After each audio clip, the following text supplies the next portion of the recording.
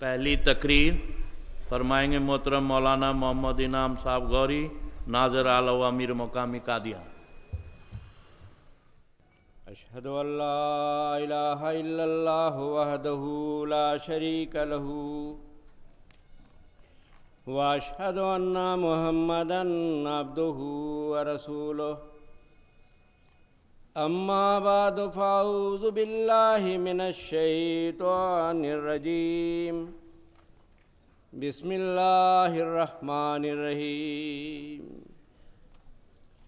या अय्युहन्नासु इन्ना खलक़नाकुम मिन ज़करिन व उन्सा वजअलनाकुम शुअबन व क़बाइल लिताअरफ़ू इन्ना अक्रमकुम इंदल्लाहि अत्क़ाकुम इन्नल्लाहा अलीमुन ख़बीर।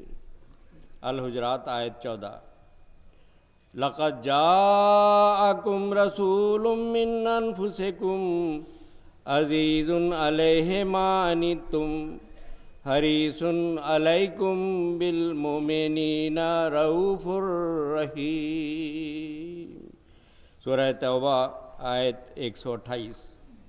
इन दो आयत का तर्जुमा ये है कि ऐ लोगो, यकीनन हमने तुम्हें नर और मादा से पैदा किया है और तुम्हें कौमों और कबीलों में तकसीम किया ताकि तुम एक दूसरे को पहचान सको।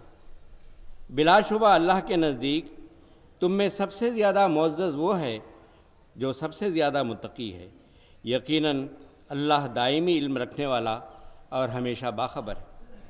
यकीनन तुम्हारे पास तुम ही में से एक रसूल आया, उसे बहुत शाक गुज़रता है जो तुम तकलीफ़ उठाते हो और वो तुम पर भलाई चाहते हुए हरीस रहता है। मोमिनों के लिए बेहद मेहरबान और बार बार रहम करने वाला है। काबिल एहतराम सदर जलसा और मुअज़्ज़ज़ सामीईन, खाकसार की तकरीर का उन्वान है सीरत हज़रत सल्लल्लाहु अलैहि वसल्लम, पसमानदा तबक़ात से आपका हुस्न सुलूक। जानना चाहिए कि सैयदना हज़रत अक़दस मोहम्मद मुस्तफ़ा सल्लल्लाहु अलैहि वसल्लम की बेसत से क़बल अरब में बाकायदा कोई हुकूमत नहीं थी। क़बाइली निज़ाम था और गोया जंगल का कानून था। इंसानी हुकूक का तो कोई तसव्वुर ही नहीं था। बस जिसकी लाठी उसी की भैंस का उसूल नाफिज था। औरतें, ग़ुलाम और लौंडियाँ ये सब कमज़ोर तबक़ात मिल्कियत के ज़ुमरे में शुमार होती थी। फिर हज़रत सल्लल्लाहु अलैहि वसल्लम का बचपन भी और जवानी भी बड़ी गुर्बत की हालत में गुज़री। अपने गिरदो पेश में यतामा, बेवगान, ग़ुलामों और लौंडियों की कसमपुरसी के हालात को देखते तो अपनी यतीमी और गुर्बत को भूल जाते। इन लोगों की दाद रसी करना चाहते मगर वसाइल नहीं थे। फिर वो वक्त आया जब आपकी शादी मक्का की अमीर तरीन खातून हज़रत खदीजा रज़ियल्लाहु ताला अन्हा से हो गई, जो आपके अखलाक करीमाना से मुतासिर होकर अपना माल और ग़ुलाम सब कुछ आपकी खिदमत में पेश कर दिए। बस फिर क्या था, आपने तमाम ग़ुलाम आज़ाद कर दिए और सारा माल मक्का के मज़लूम और पसमानदा तबके में तकसीम कर दिया। पहले तो आपकी ज़ात गुर्बत का शिकार थी, अब हज़रत खदीजा भी इस हालत में शरीक हो गई। मज़लूम ग़ुलामों और कैदियों के साथ हुस्न सुलूक हज़रत सल्लल्लाहु अलैहि वसल्लम की सीरत तैयबा का एक नहायत रोशन बाब है। इसकी मुख्तसर तफसील पेश करता हूँ। उस ज़माने में मुल्क के अरब क्या, हर महज़्ज़ब मुल्क में मफ्तू अक़वाम के कैदियों को ग़ुलाम बनाने का रिवाज आम था। और फिर बग़ैर जंगो जिदाल के वैसे भी गरीब व बेसहारा मर्दों और औरतों को बेच देना और ग़ुलाम बना लेने का ज़ालिमाना तरीक़ चला आ रहा था। वो लोग जो बदकिस्मती से एक दफ़ा ग़ुलाम बन जाते, हर किस्म के समाजी हुकूक से महरूम कर दिए जाते थे और वो नस्लन बादा नस्लिन ग़ुलाम ही रहते। बाज़ारों में जिन्स और गल्ले की तरह फ़रोख्त किए जाते और बिला चून व चरा अपने आकाओं की ज़िल्लत अमेज़ सख्तियाँ बर्दाश्त करने पर मजबूर होते और दुनिया खामोश तमाशाई बनकर उनकी मज़लूमियत का नज़ारा करती। मगर वाए हसरत कि कोई भी उनका हामी व मददगार ना था। हत्ता कि वो रहमतुल लिल आलमीन, वो कमज़ोर तबकों का हामी व मददगार, वो असीरों और ग़ुलामों को आज़ादी दिलाने वाला और उनको जुल्मों से निजात दिलाने वाला تشریف لاتا ہے اور یہ اعلان فرماتا ہے کہ جو شخص کسی آزاد شخص کو بیچتا ہے اسے جنت کی ہوا تک نہیں چھوئے گی۔ بخاری کتاب البیع۔ اور جنگی قیدی بنانے کے متعلق قرآنی ارشاد سنایا کہ سوائے اس کے کہ خونریز جنگ ہو بلا وجہ کسی کو قیدی بنانا جائز نہیں۔ سورہ انفال آیت نمبر 68۔ پھر جنگ کی صورت میں جو لوگ قیدی بن کر آئیں ان کو ارشاد ربانی کے تحت بطور احسان آزاد کرنا یا پھر زر فدیہ لے کر رہا کرنا لازمی قرار دیا۔ سورہ محمد آیت نمبر 5۔ اسی طرح جنگی قیدیوں اور غلاموں کی آزادی کے لیے آپ نے ایک آسان طریق یہ جاری فرمایا کہ اگر کوئی قیدی یا غلام چاہے تو مالک سے عقد مکاتبت کر لے اور ایک رقم معین کر کے آزاد ہو جائے اور آزادانہ طور پر کما کر یہ رقم اقساط میں ادا کر کے مکمل طور پر رہائی حاصل کر لے۔ پھر قرآن کریم میں کئی قسم کی خطاؤں اور لغزشوں کے کفارے کے طور پر غلاموں کو آزاد کرنے کی تحریک فرما کر غلاموں کی آزادی کی راہیں نکالی گئی۔ نیز معاشرے میں غلاموں کو آزاد شہری کے برابر درجہ دینے اور ان کے اندر عزت نفس قائم کرنے کے لیے حضرت صلی اللہ علیہ وسلم نے انہیں عبدی یعنی میرا غلام اور امتی یعنی میری لونڈی کہہ کر پکارنے کی بجائے فتائی یعنی میرا لڑکا اور فتاتی یعنی میری لڑکی کہہ کر پکارنے کی تاکید فرمائی۔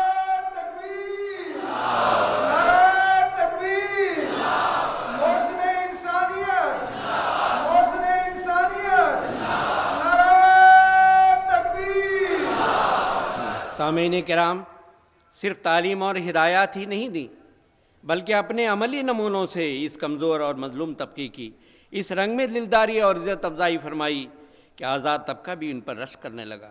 وقت کی رعایت کے مطابق چند واقعات پیش کرتا ہوں۔ حضرت زید بن حارثہ حضرت ام المومنین خدیجہ رضی اللہ تعالیٰ عنہا کے غلام تھے۔ جب انہوں نے حضرت صلی اللہ علیہ وسلم کی خدمت میں پیش کر دیا تو آپ نے ان کو آزاد کر کے اپنا متبنہ یعنی منہ بولا بیٹا بنا لیا، اور اس قدر محبت اور شفقت کا سلوک فرمایا کہ جب زید کے حقیقی والدین تلاش کرتے کرتے ان کو لینے آئے تو باوجود اس کے کہ حضرت صلی اللہ علیہ وسلم نے انہیں اپنے والدین کے ساتھ جانے کے لیے اختیار دے دیا تھا، مگر حضرت زید نے اپنے والدین کے ساتھ جانے سے انکار کر دیا اور حضرت صلی اللہ علیہ وسلم کی خدمت میں رہنے کو ترجیح دی۔ پھر حضرت صلی اللہ علیہ وسلم کی مزید شفقت دیکھیے کہ اس آزاد کردہ غلام کو نہ صرف بیٹا بنا لیا بلکہ اپنی پھوپھی زاد بہن حضرت زینب سے شادی بھی کر دی۔ بس جب بعض وجوہات کی بنا پر یہ شادی کامیاب نہ ہو سکی تو پھر ام ایمن سے ان کی شادی کروا دی جن سے اسامہ پیدا ہوئے، اور ان سے بھی ایسا پیار اور شفقت کا سلوک فرمایا کہ اپنے نواسے حضرت امام حسین رضی اللہ تعالیٰ عنہ کے ساتھ اس غلام زادے اسامہ کو بھی گود میں لے کر دعا کرتے کہ اے اللہ میں ان سے محبت کرتا ہوں، تو بھی ان سے محبت کر۔ بخاری کتاب المناقب۔ حضرت نبی کریم صلی اللہ علیہ وسلم کے ایک خادم حضرت انس بن مالک تھے۔ ان کا بیان ہے کہ میں نے 10 سال تک رسول اللہ کی خدمت کی ہے، آپ نے کبھی مجھے اف تک نہیں کہا۔ کسی کام کے لیے جو میں نے کیا آپ صلی اللہ علیہ وسلم نے یہ نہیں فرمایا کہ یہ کیوں کیا، اور نہ کسی کام کے لیے جو میں نے نہ کیا اور چھوڑ دیا ہو آپ نے یہ نہیں فرمایا کہ یہ کیوں نہیں کیا۔ ایک خادم ربیعہ اسلمی رضی اللہ تعالیٰ عنہ کی خدمات سے خوش ہو کر حضرت نبی کریم صلی اللہ علیہ وسلم نے فرمایا مانگ لو جو مانگنا ہے۔ اس خوش نصیب خادم نے بھی کیا خوب مطالبہ کیا، عرض کیا یا رسول اللہ جنت میں آپ کی رفاقت چاہیے، آپ کا ساتھ چاہیے جنت میں۔ فرمایا کچھ اور مانگ لو۔ عرض کیا یہی بس ہے۔ آپ نے فرمایا تو پھر سجدوں اور دعاؤں سے میری مدد کرو تا تمہاری یہ خواہش پوری ہو جائے۔ غلاموں اور خادموں سے حسن سلوک کے متعلق حضرت صلی اللہ علیہ وسلم کا یہ ارشاد کمزور طبقے کی کس قدر عزت نفس قائم کرنے والا ہے۔ فرمایا اے مسلمانوں انا اخوانکم خوالکم جعلہم اللہ تحت ایدیکم فمن کان اخوہ تحت یدہ فلیطعمہ مما یاکل ولیلبسہ مما یلبس ولا تکلفوہم ما یغلبہم فإن کلفتموہم ما یغلبہم فأعینوہم۔ بخاری کتاب العتق۔ یعنی تمہارے غلام تمہارے بھائی ہیں، اللہ نے ان کو تمہارے قبضے میں دے دیا ہے، پس جب کسی شخص کے ماتحت کوئی غلام ہو تو اسے چاہیے کہ اسے وہی کھانا کھلائے جو وہ خود کھاتا ہے، وہی لباس پہنائے جو خود پہنتا ہے، اور تم اپنے غلاموں کو ایسا کام نہ دیا کرو جو ان کی طاقت سے زیادہ ہو، اور اگر کبھی ایسا کام دو تو پھر اس کام میں خود ان کی مدد کیا کرو۔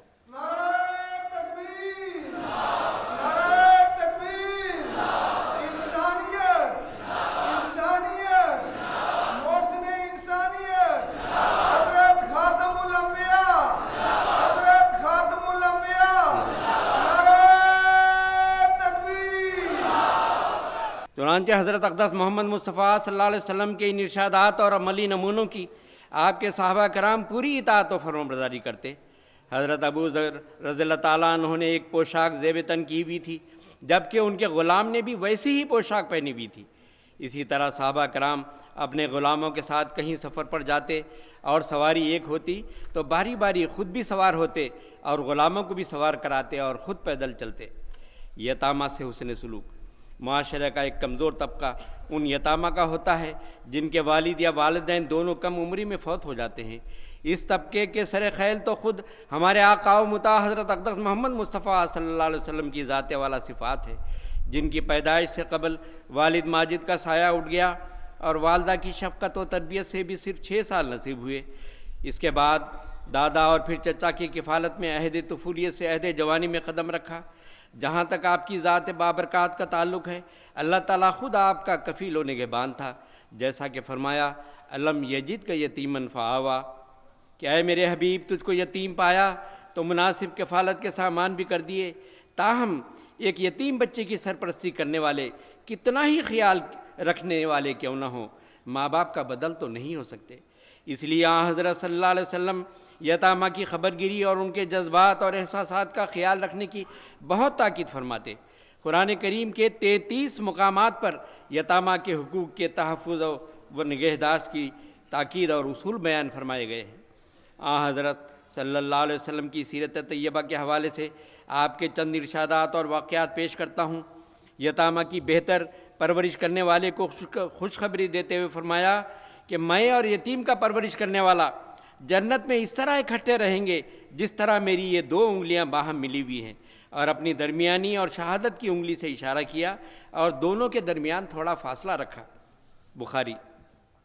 حضرت خلیفۃ المسیح رابع رحمہ اللہ تعالیٰ نے خطبہ جمعہ فرمودہ 29 جنوری 1999 میں اس حدیث کا ذکر کرتے ہوئے فرمایا تھا کہ یہ فاصلہ والی بات بہت پیاری لگی ہے، ہوگا تو قریب لیکن درمیان میں ایک فاصلہ ہوگا۔ محمد رسول اللہ صلی اللہ علیہ وسلم اور اس کے درمیان فاصلے کی حکمتوں میں ایک تو مرتبے کا فرق تو ہے ہی، دوسرے یہ کہ کوئی یتیم کی کفالت ایسی نہیں کر سکا جس طرح رسول اللہ صلی اللہ علیہ وسلم نے فرمائی۔ پس اگر اور ساری باتیں چھوڑ بھی دو، سارے مراتب کو ایک طرف رکھ دو، تو کفالت یتیم کے تعلق میں حضرت صلی اللہ علیہ وسلم کے کوئی قریب بھی نہیں پھٹک سکتا۔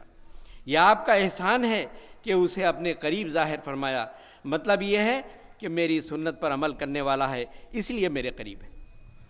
حضرت جعفر بن ابی طالب کی وفات کے بعد حضرت صلی اللہ علیہ وسلم ان کے گھر تشریف لے گئے، اپنے بھائی کے بچوں کو بلوایا جو بالکل چھوٹے چوزوں کی طرح تھے، ان بچوں کے بال پراگندہ تھے۔ آپ نے نائی کو بلوایا اور ان کے بال صاف کروائے۔ اس کے بعد مسلسل ان کے گھر تشریف لے جاتے رہے، ان کے بچوں کو اپنے ساتھ لے جاتے۔ جب بھی ان کی والدہ بچوں کی یتیمی اور ضروریات کا ذکر کرتی تو آپ انہیں تسلی دیتے کہ ان پر کچھ خوف نہ کریں، دنیا و آخرت میں ان کا ولی ہوں۔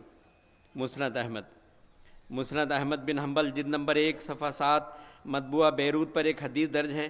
حضرت عائشہ رضی اللہ تعالیٰ عنہ سے روایت ہے کہ انہوں نے ایک دفعہ یہ شعر حضرت ابوبکر رضی اللہ تعالیٰ عنہ کے سامنے پڑھے، وَأَبْيَضَ يُسْتَسْقَى الْغَمَامُ بِوَجْهِهِ رَبِيعُ الْيَتَامَى عِصْمَةً لِلْأَرَامِلِ، یعنی وہ سفید نورانی چہرے والا شخص جس کے منہ کا واسطہ دے کر بادل سے بارش طلب کی جاتی ہے، یتیموں کے لیے موسم بہار اور بیواؤں کی عزت کا محافظ ہے۔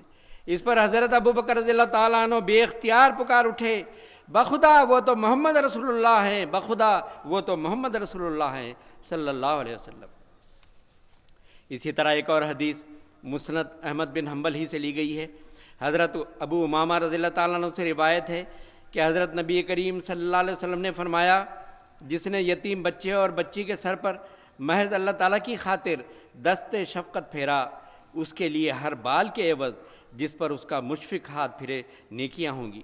مراد یہ ہے کہ اس یتیم کا سرپرست بنا اور اس کی ضروریات کا خیال رکھا اور ان کو پورا کرنے کی کوشش کی تو اس کے مطابق اس کو نیکیاں ملیں گی۔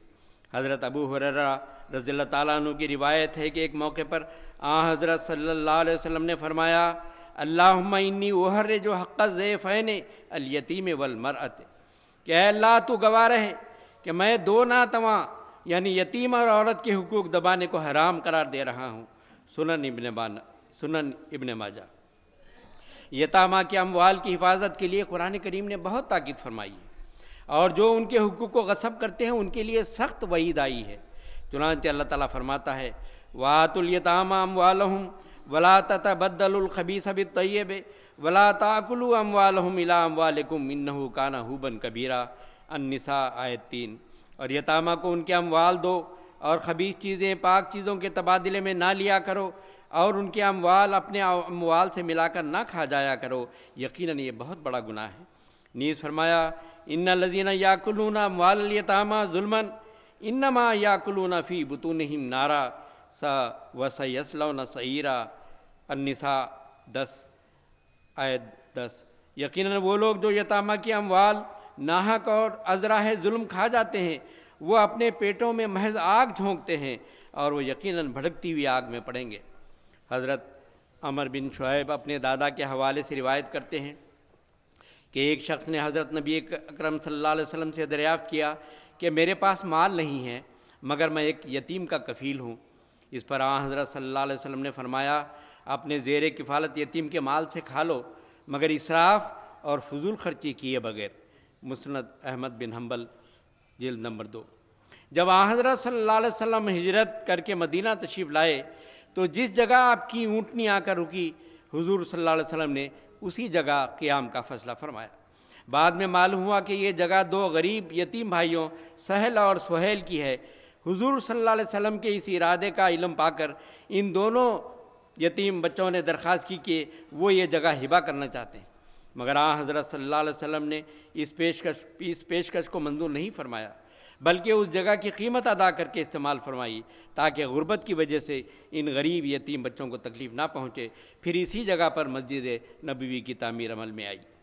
حضرت ابو ہریرہ رضی اللہ تعالیٰ عنہ سے روایت ہے کہ حضرت صلی اللہ علیہ وسلم نے فرمایا مسلمانوں کے گھروں میں سب سے بہترین گھر وہ ہے جس میں یتیم کے ساتھ اچھا برتاؤ ہوتا ہے، اور سب سے بدترین گھر وہ ہے جس میں یتیم کے ساتھ برا سلوک ہوتا ہے۔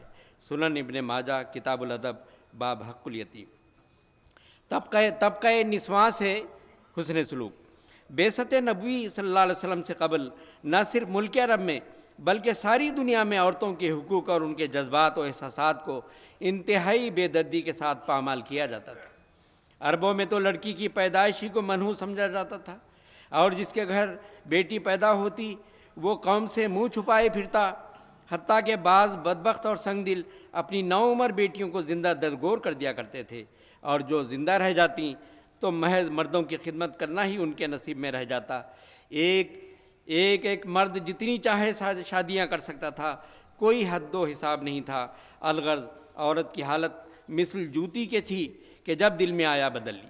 ایسے دور میں وہ محسن انسانیت اس کمزور طبقے کا حامی و مددگار بن کر ظاہر ہوتا ہے۔ ایک عورت کی بنیادی طور پر 3 ہی حیثیتیں ہوتی ہیں: بیٹی، بیوی اور ماں۔ حضرت رسول کریم صلی اللہ علیہ وسلم نے ان تینوں حیثیتوں کے لحاظ سے عورتوں کے حقوق کی حفاظت فرمائی۔ لڑکیوں کی بہترین تعلیم و تربیت کی طرف توجہ دلاتے ہوئے فرمایا جس نے 2 بیٹیوں کی اچھے رنگ میں تربیت کی وہ اور میں قیامت کے روز اس طرح اکٹھے ہوں گے جس طرح 2 انگلیاں آپس میں ملی ہوئی ہوتی ہیں۔ مسلم۔ بیوی سے حسن سلوک کی تلقین کرتے ہوئے فرمایا تم میں سے بہتر وہ ہے جو اپنی بیوی کے ساتھ سلوک کرنے میں بہتر ہے۔ پھر اپنا نمونہ دکھاتے ہوئے فرمایا انا خیرکم لاہلی، دیکھو میں اپنے اہل کے ساتھ سلوک کرنے میں تم سب سے بہتر ہوں۔ ترمذی۔ ماں کی عزت و تکریم اس حد تک قائم فرمائی کہ فرمایا جنت تمہاری ماؤں کے قدموں کے نیچے ہے۔ یعنی خدا کی رضا حاصل کرنا چاہتے ہو، خدا کی رضا کی جنت حاصل کرنا چاہتے ہو تو ماں کی خدمت کر کے حاصل کر سکتے ہو۔ پھر ہر حیثیت میں عورت کو وراثت میں حصہ دار بنایا اور مرد کو یہ حق نہیں دیا کہ اس کی مرضی کے بغیر اس کے مال میں تصرف کرے، اور پھر اس قدر عورتوں کو عزت بخشی کہ وہ جو مردوں کے سامنے بول نہیں سکتی تھیں، حضرت صلی اللہ علیہ وسلم نے اسے اہم قومی معاملات میں مشورہ دینے کا حق عطا فرمایا، اور علم و ہنر کے میدان میں اور روحانیت میں بھی ترقی کرنے کے لحاظ سے عورتوں کو مردوں کے شانہ بشانہ لا کھڑا کیا۔ حتیٰ کہ آج کے ترقی یافتہ دور میں جبکہ ہر طرف عورتوں کی آزادی اور مساوات کے نام پر ان کا استحصال کیا جا رہا ہے، ایک مسلمان عورت جائز اور معروف پردے میں رہتے ہوئے اپنے اخلاق، اپنی عصمت و حیا، اپنی روحانیت کی حفاظت کرتے ہوئے ہر میدان میں ترقی کر سکتی ہے اور کر رہی ہے۔ بس بھیج درود اس محسن پر تو دن میں 100 بار، پاک محمد مصطفیٰ نبیوں کا سردار۔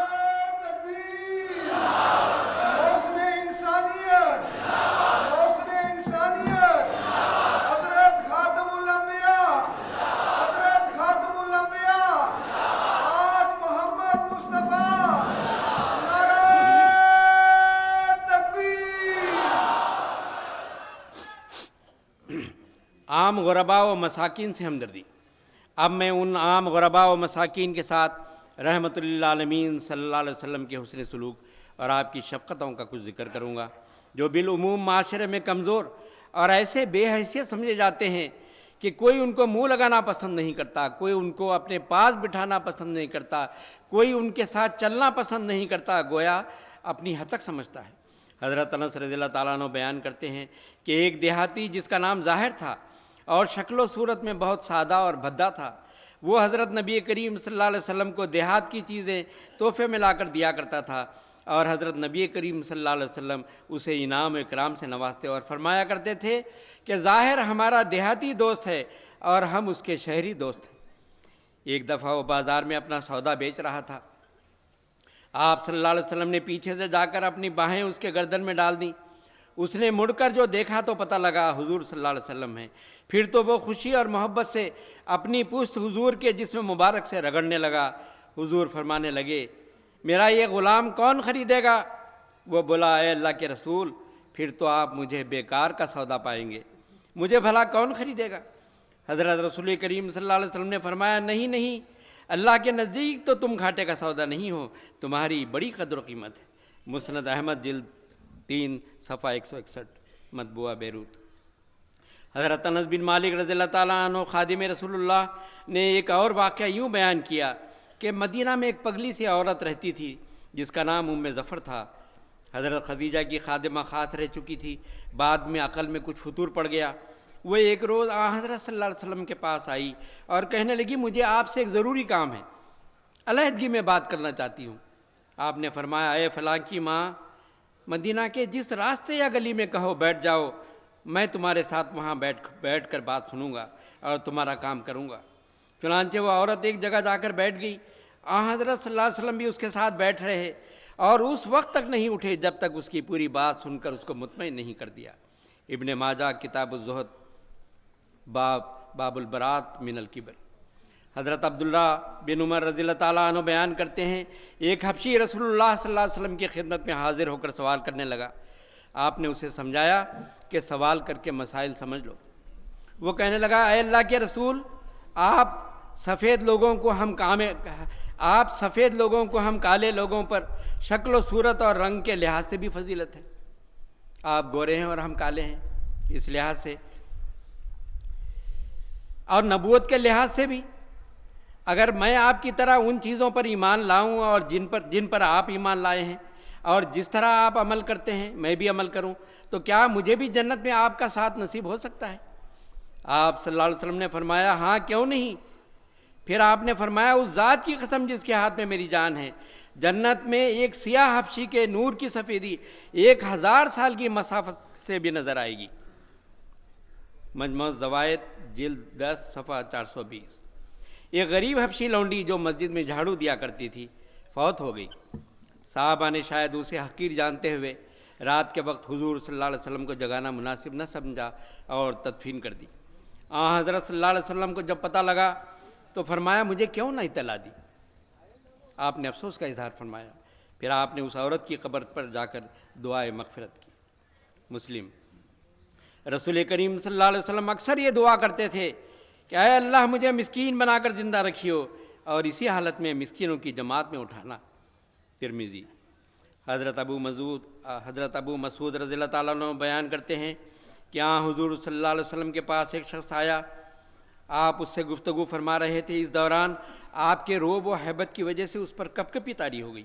یہ دیکھ کر آپ نے اس کی حوصلہ افزائی فرماتے ہوئے فرمایا اطمینان رکھو اور حوصلہ رکھو، گھبرانے کی کوئی بات نہیں، میں کوئی جابر بادشاہ نہیں ہوں، میں تو ایک ایسی عورت کا بیٹا ہوں جو سوکھا گوشت کھایا کرتی تھی، یعنی ہمارے پاس تازہ گوشت بھی نہیں ہوا کرتا تھا، سکھا کر رکھ لیا کرتے تھے اور کھایا کرتے تھے، میں اس ماں کا بیٹا ہوں۔ تو یہ بتا کر گویا کہ آپ نے اس کی ہیبت کو کم کرنے کا کتنا پیارا انداز اپنایا ہے۔ حضرت صلی اللہ علیہ وسلم کو امت کے غرباء کا اتنا خیال تھا کہ قربانی و عید کے موقع پر 2 موٹے مینڈھے خریدتے، ایک اپنی امت کے ہر اس فرد کی طرف سے ذبح کرتے جو توحید اور رسالت کی گواہی دیتا تھا، دوسرا مینڈھا اپنے اہل خاندان کی طرف سے ذبح فرماتے تھے۔ بخاری۔ مدینہ میں مسجد نبوی کے احاطے میں 70 سے زائد غرباء و مساکین جو نکمے تو نہ تھے بلکہ صرف حضرت صلی اللہ علیہ وسلم کی ہمہ وقت مصاحبت کی غرض سے در نبوی پر دھونی رمائے بیٹھے رہتے تھے، یہ اصحاب الصفہ کہلاتے ہیں۔ اس فدائی گروہ میں ایک نمایاں نام حضرت ابو ہریرہ رضی اللہ تعالیٰ عنہ کا ہے، جن کے ذریعے حضرت صلی اللہ علیہ وسلم کی بے شمار احادیث ہم تک پہنچی ہیں۔ ان کا یہ حال تھا کہ بعض اوقات بھوک سے نڈھال ہو کر بے ہوش ہو جاتے تو لوگ سمجھتے کہ شاید مرگی کا دورہ پڑا ہے۔ ایک دن بھوک نے بہت ستایا تو قرآن کریم کی بعض آیات کے حوالے سے اپنی حالت بیان کرنے کی کوشش کی، کبار صحابہ بھی ان کے مطلب اور مدعا کو نہیں سمجھ سکے۔ پھر ہمارے آقا حضرت اقدس محمد مصطفیٰ صلی اللہ علیہ وسلم باہر تشریف لائے تو چہرہ دیکھتے ہی بھانپ لیا اور فرمایا ابو ہریرہ بہت بھوک لگی ہے؟ عرض کی ہاں یا رسول اللہ۔ فرمایا ہاں آج میں بھی بہت بھوکا ہوں، دودھ کا ایک پیالہ آ گیا ہے، جاؤ اپنے سب ساتھیوں کو بلا لاؤ۔ تفصیل کو چھوڑتا ہوں، بہرحال حضرت ابو ہریرہ اپنے ساتھیوں اصحاب الصفہ کو بلا لائے۔ جب سب سیر ہو گئے اور پھر وہ اعجازی پیالہ حضرت ابو ہریرہ کے حصے میں آیا تو اس قدر دودھ پلایا گیا کہ عرض کیا یا رسول اللہ اب تو ایسا لگتا ہے کہ میرے ناخنوں سے دودھ بہہ نکلے گا۔ پھر سب سے آخر پر حضرت صلی اللہ علیہ وسلم نے وہ پیالہ اپنے دہن مبارک سے لگایا۔ منذر بن جریر رضی اللہ تعالیٰ عنہ اپنے والد سے بیان کرتے ہیں کہ ہم رسول اللہ صلی اللہ علیہ وسلم کے پاس تھے، دن کا پہلا پہر تھا، حضرت کی خدمت میں ایک غریب قوم کے کچھ لوگ آئے جو ننگے پاؤں اور ننگے بدن تھے، انہوں نے تلواریں سوتی ہوئی تھیں اور ان کا تعلق مضر قبیلے سے تھا۔ ان کی بھوک اور افلاس کی حالت دیکھ کر رسول اللہ صلی اللہ علیہ وسلم کا چہرہ متغیر ہو گیا۔ حضرت صلی اللہ علیہ وسلم گھر تشریف لے گئے، پھر باہر آ کر بلال سے کہا کہ ظہر کی اذان دے، پھر نماز کے بعد خطبہ ارشاد فرمایا اور ان کے لیے صدقے کی تحریک فرمائی۔ لوگوں نے دینار، درہم، کپڑے، جو اور کھجور وغیرہ صدقہ کیا، یہاں تک کہ غلے کے 2 ڈھیر جمع ہو گئے۔ میں نے دیکھا کہ رسول اللہ صلی اللہ علیہ وسلم کا چہرہ خوشی سے ایسا دمک اٹھا جیسے سونے کی ڈلیا ہو۔ مسند احمد جلد 4 صفحہ 359۔ حضرت صلی اللہ علیہ وسلم غرباء کو کھانے وغیرہ کی دعوتوں میں بلانے کی بہت تاکید فرمایا کرتے تھے اور فرماتے تھے کہ وہ دعوت بہت بری ہے جس میں صرف امراء کو بلایا جائے اور غرباء کو شامل نہ کیا جائے۔ بخاری کتاب النکاح۔ جب کوئی سائل یا حاجت مند آتا تو رسول کریم صلی اللہ علیہ وسلم فرمایا کرتے کہ مستحقین کی سفارش پہنچا دیا کرو، تمہیں اس کا اجر ملے گا، باقی اللہ جو چاہے گا اپنے رسول کی زبان پر اس ضرورت مند کے بارے میں فیصلہ فرمائے گا۔ بخاری کتاب الادب باب تعاون المومنین۔ حضرت عبداللہ بن عمر رسول اللہ صلی اللہ علیہ وسلم کی غرباء پروری کے سلسلے میں ایک دلچسپ واقعہ یوں بیان کرتے ہیں کہ ایک دفعہ آپ کے پاس کہیں سے 10 درہم آئے، اتنے میں ایک سوداگر آ گیا۔ رسول کریم صلی اللہ علیہ وسلم نے اس سے 4 درہم میں ایک قمیض خرید لی اور اسے پہن کر باہر تشریف لائے تو ایک انصاری نے عرض کیا حضور یہ قمیض آپ مجھے عطا کر دیں، جنت میں آپ کو اللہ تعالیٰ اچھا لباس عطا فرمائے گا۔ آپ نے وہ قمیض اس کو عطا فرما دی۔ پھر آپ دکاندار کے پاس گئے اور اس سے 4 درہم میں ایک اور قمیض خرید لی جو خود ذیب فرما لی۔ اب آپ کے پاس 2 درہم بچ رہے۔ راستے میں آپ کو ایک لونڈی ملی جو رو رہی تھی۔ آپ نے پوچھا کیا بات ہے، کیوں رو رہی ہو؟ وہ کہنے لگی مجھے 2 درہم کا آٹا خریدنے کے لیے گھر والوں نے بھیجا تھا، وہ 2 درہم کہیں گر گئے، اس لیے میں اب رو رہی ہوں کہ گھر والے مجھے اب ماریں گے۔ رسول کریم صلی اللہ علیہ وسلم نے فوراً اپنے 2 درہم اس کو دیے اور جانے لگے۔ تو پھر وہ رونے لگی۔ پوچھا آپ نے اب کیوں روتی ہو؟ وہ کہنے لگی مجھے ڈر ہے کہ گھر والے مجھے تاخیر ہو جانے کے سبب ماریں گے۔ رسول کریم صلی اللہ علیہ وسلم اس کے ساتھ ہو چلے اور اس کے مالکوں کو جا کر کہا اس لونڈی کو ڈر تھا کہ تم لوگ اسے مارو گے۔ اس کا مالک کہنے لگا یا رسول اللہ، آپ کے قدم رنجا فرمانے کی وجہ سے میں آج اس کو آزاد کرتا ہوں۔